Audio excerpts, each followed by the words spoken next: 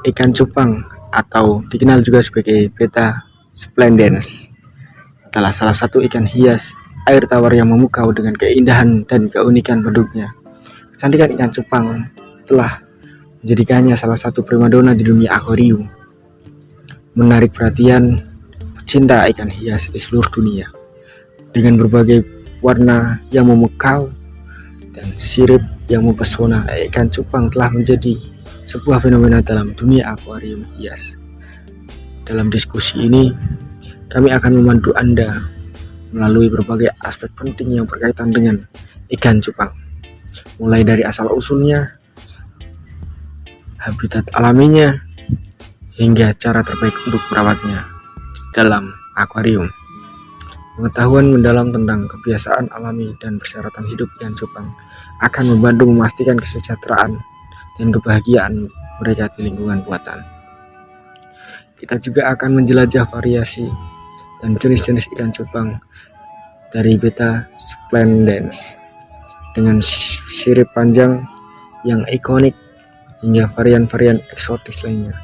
Dengan memahami perbedaan-perbedaan ini, Anda dapat membuat pilihan yang tepat untuk akuarium Anda sendiri. Selain sebagai objek hobi yang memikat, ikan cupang juga memiliki peran penting dalam konservasi dan pelestarian alam. Beberapa varian ikan cupang bahkan telah terdaftar sebagai spesies yang memerlukan perlindungan khusus untuk memastikan kelangsungan hidup mereka di alam liar.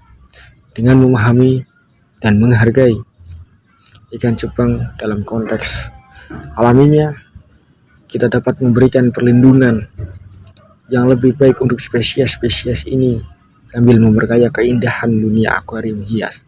Mari kita mulai dengan memahami lebih dalam tentang ikan cupang, mulai dari asal-usul hingga cara terbaik untuk merawatnya di rumah. Ada beberapa jenis ikan cupang yang populer di kalangan pecinta ikan hias. Di antaranya yaitu cupang hias atau Betta splendens, jenis ikan cupang yang paling umum dan paling populer. Mereka memiliki sirip yang panjang dan indah dan tersedia dalam berbagai warna dan pola. Betta imbilis atau Betta gaya kampung secara fisik mirip dengan Betta splendens, namun memiliki corak dan warna yang lebih sederhana. Mereka adalah ikan yang lebih tenang dan lebih dalam hidup berkelompok daripada Betta splendens itu sendiri. 3. Betta mahacines atau cupang mahacai. Ikan ini memiliki warna yang mencolok dengan garis-garis vertikal yang khusus di tubuhnya. Mereka berasal dari area sungai di Thailand dan sekarang sudah mulai populer di Indonesia. Betta smaragdina atau cupang hutan memiliki warna hijau kebiruan yang indah dan banyak diminati oleh pecinta ikan hias. Mereka berasal dari hutan rawa di Thailand.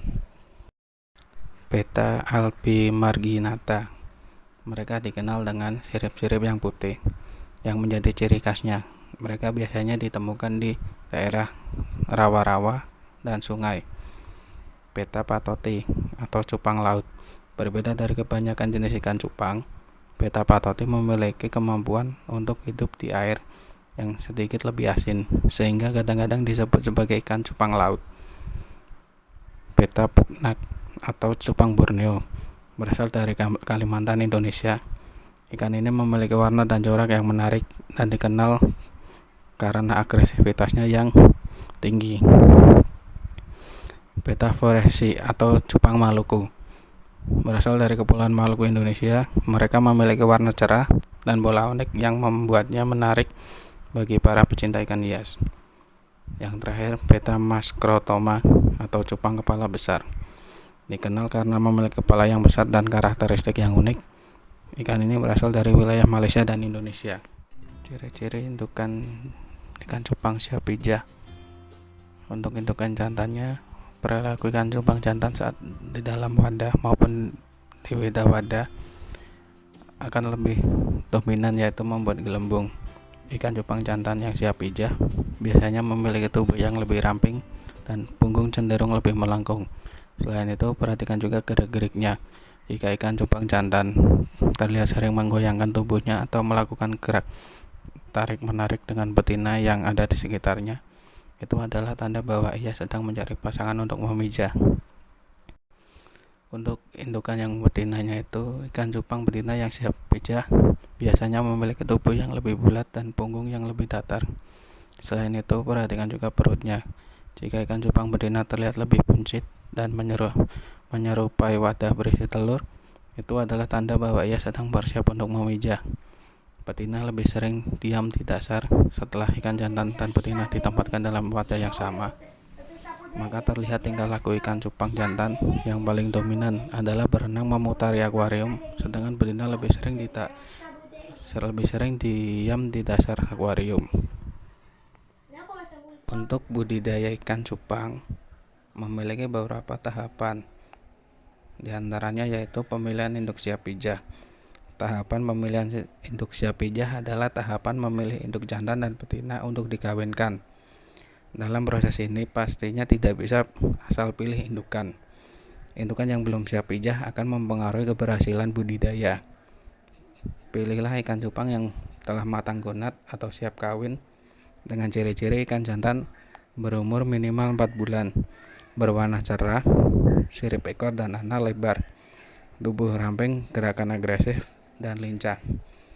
Untuk ciri-ciri cupang betinanya, berumur minimal 4 bulan, perut buncit dengan adanya tonjolan putih di bawah perut, sirip lebih pendek dibandingkan ikan jantan, biasanya warna kurang menarik dibandingkan jantan, dan gerakan relatif lebih lambat. Untuk lebih memastikan induk ikan cupang siap pijah atau matang gonat, pastikan dilakukan pemeliharaan secara intensif selama 2 minggu dengan pemberian pakan menggunakan pakan alami yang berupa jentik nyamuk, kutu air, atau cacing darah, dan dilakukan pergantian air 3 hari sekali. Langkah berikutnya yaitu pemijahan. Proses perkawinan ikan di mana telur dikeluarkan secara bertahap oleh induk ikan. Pemijahan dapat melakukan cara sebagai berikut. Siapkan wadah pemijahan. Berikan sedikit garam ikan dan daun ketapang, lalu diisi air setelah diendapkan selama 1 hari. Berikan potongan plastik kecil 5x5 cm sebagai wadah gelembung. Kemudian masukkan induk jantan ke dalam wadah. Biarkan beradaptasi dulu 15-30 menit. Kemudian siapkan botol yang telah dipotong atasnya, kemudian isi air dan masukkan induk betina. Botol yang berisi induk betina pindah ke wadah yang berisi induk jantan. Sebaiknya ketinggian air pada wadah pemijahan dan botol berada pada level yang sama. Biarkan selama 1-3 hari atau hingga induk jantan membuat sarang busa. Setelah sarang busa terbentuk, campurkan induk betina secara berlahan ke dalam wadah pemijahan. Biarkan hingga bertelur. Tanda induk telah berhasil memijah adalah adanya butir telur di sarang busa.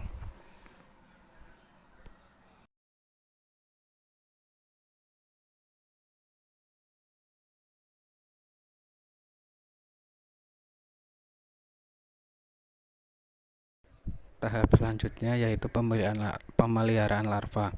Pemeliharaan larva yang baik akan memperbesar survival rate. Untuk tahapan yang baik dan benar saat pemeliharaan larva yaitu 3 hari pertama setelah menetas, larva dibiarkan dengan tidak diberi pakan, karena larva masih memiliki cadangan makanan berupa kuning telur.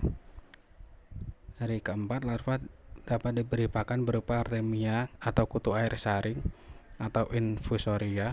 Pakan diberikan hingga usia 14 hari.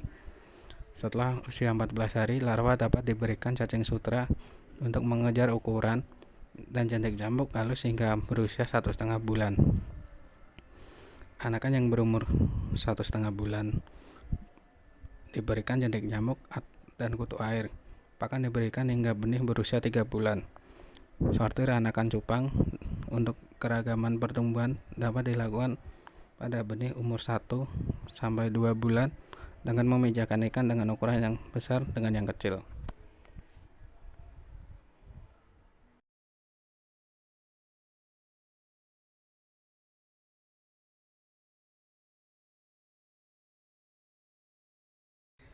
Ikan cupang rentan terhadap berbagai penyakit. Beberapa penyakit umum yang dapat menyerang ikan cupang antara lain vein rot, infeksi bakteri yang menyebabkan kerusakan pada sirip ikan. Gejalanya meliputi sirip yang terlihat rusak, membusuk, atau berlubang. Kemudian velvet disease, infeksi parasit yang menyebabkan ikan terlihat berlapis-lapis seperti terkena serbuk halus. Gejala lainnya termasuk ikan yang terlihat lesu, kurang nafsu makan, dan menggosok-gosokkan tubuhnya ke permukaan benda-benda di akuarium. Untuk penyakit yang terakhir, ICK, infeksi parasit yang menyebabkan munculnya bintik-bintik putih pada ikan cupang. Ikan juga dapat terlihat gelisah, menggaruk-garukkan tubuhnya, dan kehilangan nafsu makan. Manajemen pakan, variasi pakan. Manajemen pakan yang pertama, variasi pakan.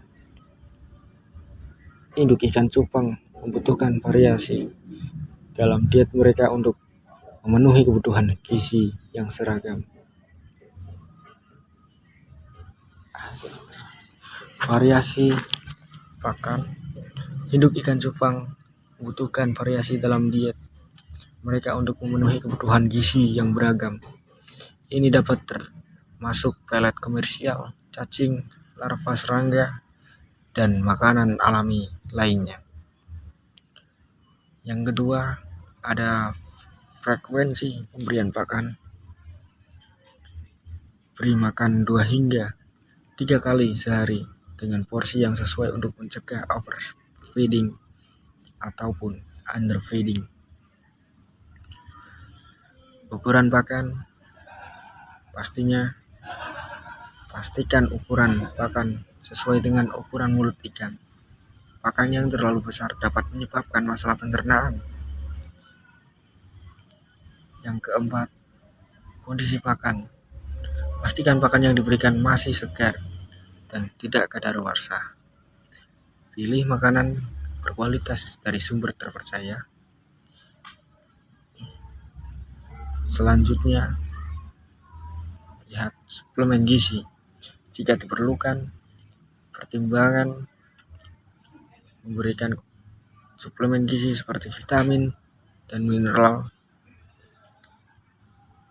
Suplemen gizi. Jika diperlukan, pertimbangkan memberikan suplemen gizi seperti vitamin dan mineral tambahan untuk memenuhi kebutuhan nutrisi yang spesifik.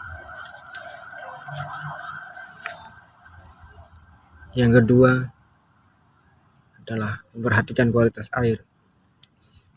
Parameter air yang penting, yang pertama suhu, idealnya sekitar 40.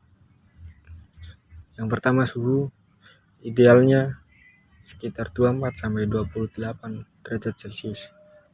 Yang kedua ada pH berkisar antara 6,5 hingga 7,5.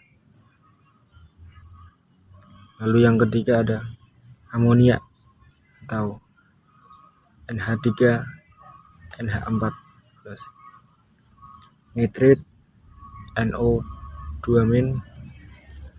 dan nitrat, NO2, NO3 negatif. Sebaiknya dalam rentang yang aman, amonia dan nitrit mendekati 0, nitrat di bawah 20 ppm. Nah, untuk selanjutnya adalah kekeruhan. Sebisa mungkin air harus jernih. Siklus air juga harus diperhatikan. Pastikan sirkulasi air yang baik dan berinvestasi dalam peralatan filterisasi yang memadai untuk mempertahankan kualitas air yang baik. Pergantian air teratur.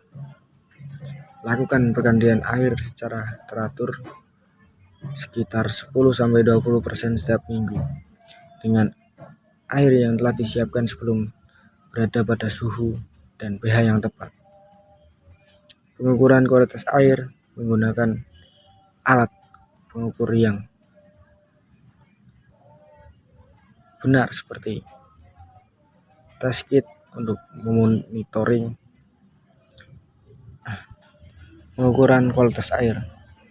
Gunakan alat pengukur seperti test kit untuk memonitori parameter air secara teratur.